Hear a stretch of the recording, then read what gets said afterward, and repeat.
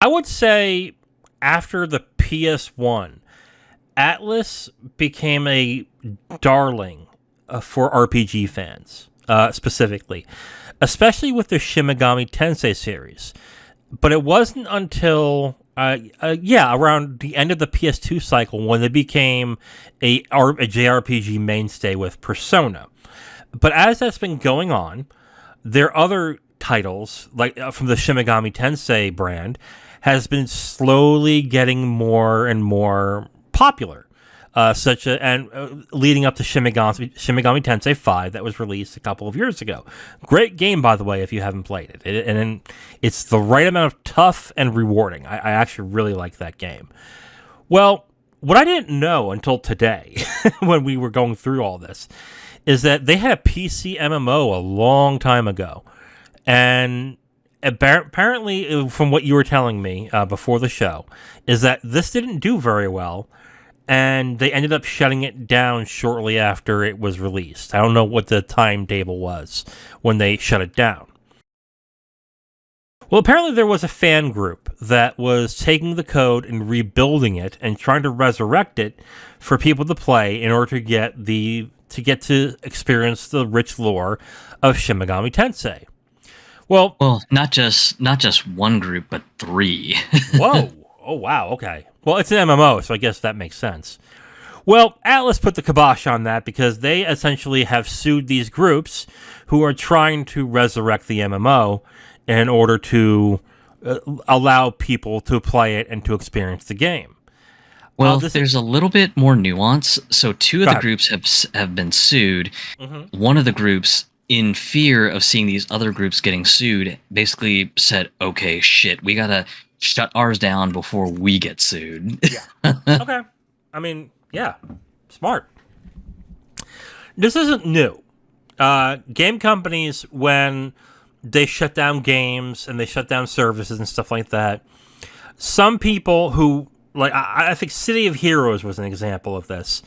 Maybe I'm wrong, but I remember City of Heroes for some reason. Groups of people want to bring the game back to re-experience the game in order to allow others to play it, and of course the company that owns those games sue them into oblivion and tell them to stop, or give them a cease and desist letter and tell them to stop. Nintendo does this a lot with, I think was A2MR or AM2R that was released a while ago. They did that as well with these games. So this is nothing new in regards to the business of video games. Zero, what did you think when you heard about this project and Atlus shutting it down?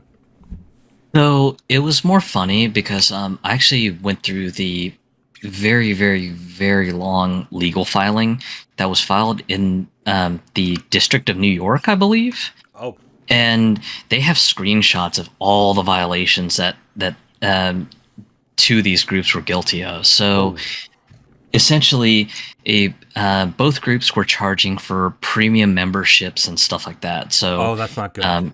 Yeah. Which, if you're trying to keep your nose clean and keep prying eyes away from your project, you don't sit there and go, oh yeah, you can totally get bonus benefits if you pay the extra for our super magical premium membership, where you get like X amount of things dropped into your mailbox or whatever. I don't know the specifics of whatever these groups are offering as far as premium benefits, but it was just one of those things. I was just like, yeah, just Fan Project 101. If you're going to take donations, you need to be explicitly clear that you are not making money off of the donations, that you are just simply just immediately dumping them into server costs. You're not basically kind of taking a little bit on the side to kind of pad your pockets or anything. But not even that. Like, you can't make money, period, on these things. Like, you essentially have to treat it as a public domain thing. Basically, you are, or not even I forget the terminology, but abandonware. Kind of. There's a specific term where you're doing something like this but you are eating the cost to have this done, and you intend to make zero money out of this. There is zero business involved in this. But unfortunately, even if it's to say, oh, we're just using this to keep the servers up, that's part of the business. So at that point, you essentially have just said, well, in order to do this, I have to have a business plan in order to keep this running. Thus, I need money. Thus, it's a business plan, and thus, it's illegal to do. So, and even that is still squirrely because you're using somebody else's property and somebody else's assets to make your game. And yeah, I get that I get gamers specifically get angry about this because, well, then we have no way of experiencing this game at all, and it's unfair. I agree. But you know who doesn't agree? The people who made the game. And if the people who made the game are saying, we don't care, this is our property, and if we want to release it to you, that's our decision, and if we don't, that's our decision, you can't do that, goodbye. That they have no other choice, they have no other choice to do that. Because if they let one group do it for no money and everything, what's going to stop other groups from doing it as well? And them being unable to sue because they allowed the separate group to do it. Like, I get the frustration on this. I really do. But if you own a business and you create things and you sell things in order to get money from it, okay? You have to protect your copyrights. You have to protect your trademarks. You must do it. Because if at any point you say, it's okay if this person does it, but it's not okay when this person does it, then the person that you're not okay with can turn around and says, well, why didn't you sue this person then? You're not protecting your copyright, so why am I getting punished? And a judge can say, it's absolutely right. You can't do that. Like, if you haven't sued this person, you can't sue this person if you care about your copyright that much. So I get the frustration that people have with this.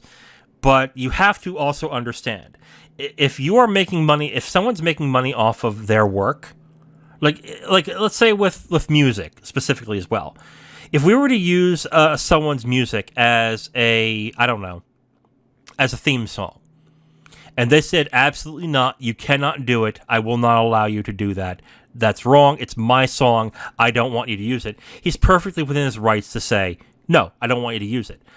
If we then go ahead and say, well, fuck you, we want to do it because the song rocks, and we wanted to put it on there, he's free to sue us. He's free to say, well, that's my property. You can't do that.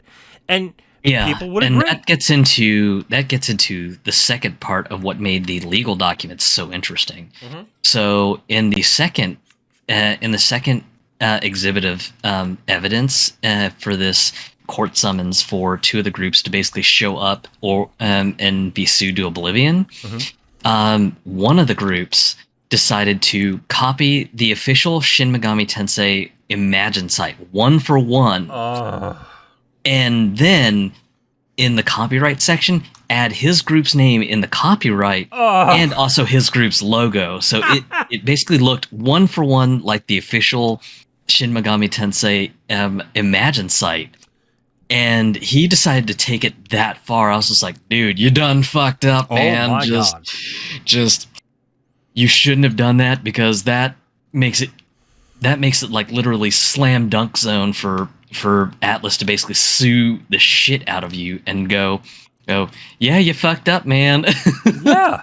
How long has this project been going on for? I think a couple years. I'm not exactly sure, okay. So don't quote me on that. But yeah, it was one of those things. That was my first thought. I was like, dude, you done fucked up. Oh my God. You don't make any sort of illusions that you look like the official site. No, that is just a one-way ticket to just being sued into a smoking crater. Yeah, definitely. And for something like Sega Sammy, which is $1 billion company, I mean, that's easy. Like, that is essentially all you need at that point. But God, how stupid. Good God.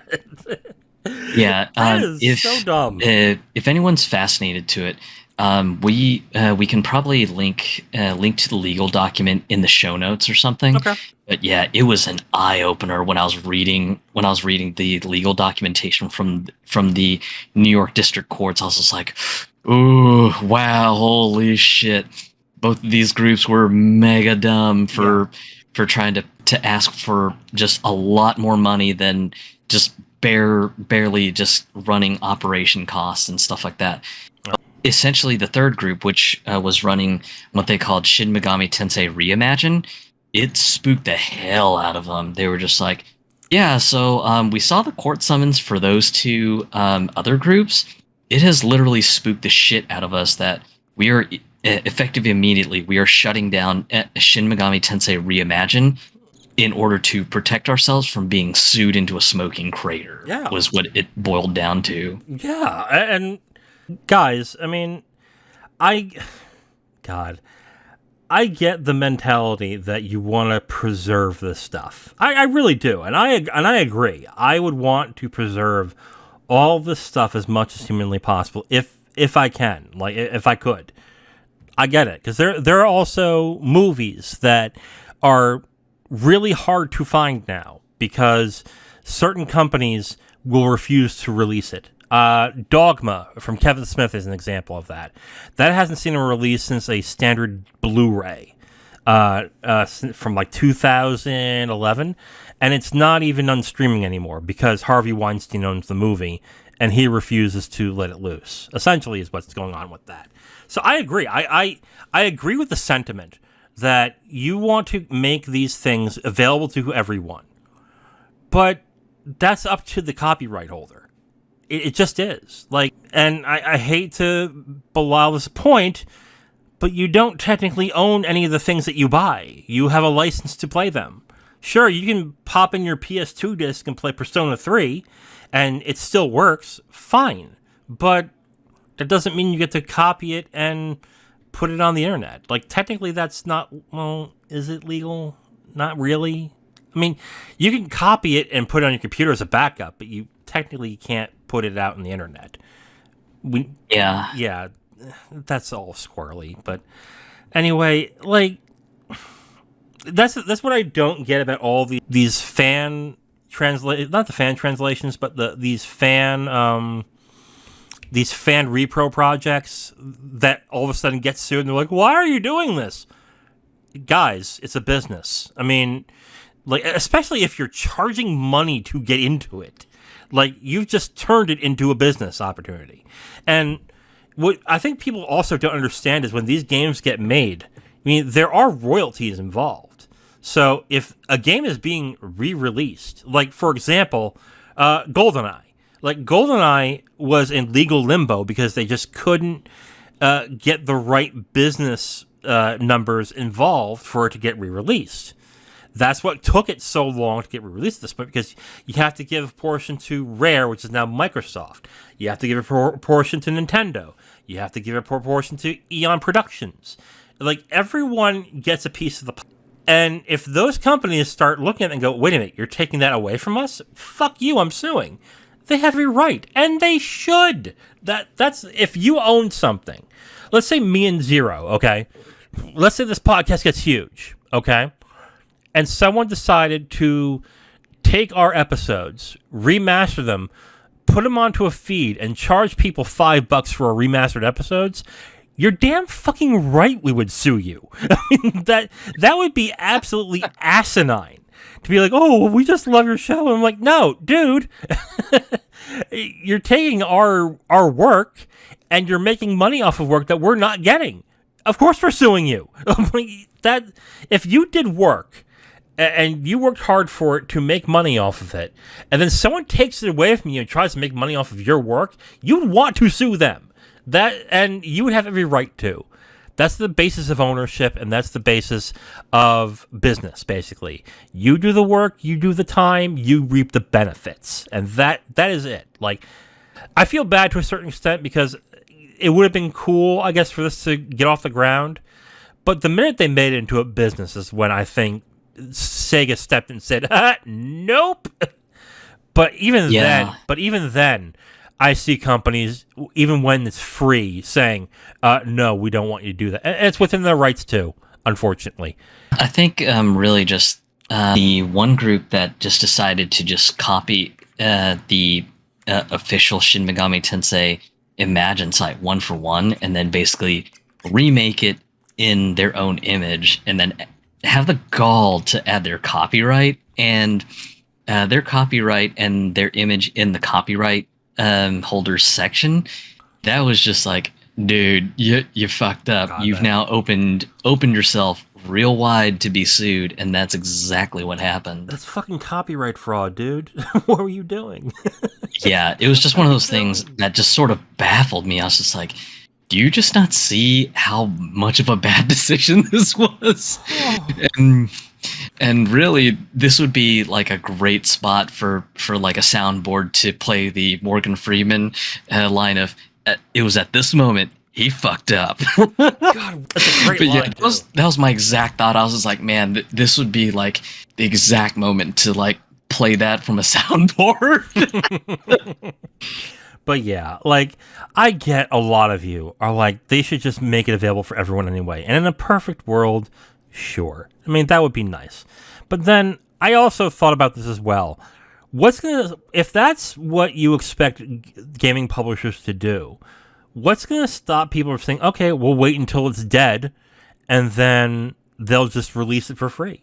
Like, I agree that gaming should be preserved a lot better than it is, but on the other hand, gaming is an expensive business, and telling somebody to say, oh well, we'll just give this out for free, you're asking a hell of a lot. Like, you really are asking a hell of a lot to do that. Like, I thought it was shocking when was it Romero who released the original code for Doom for 20 years later? Like, I was surprised he did that. Yeah. But I guess he realized, I'm not going to make any more money off this, so I might as well. Like, maybe that's why he did it. But, like, I was shocked by that too. Like, I don't know. Like, it does cost money to keep these servers up. I do recognize that.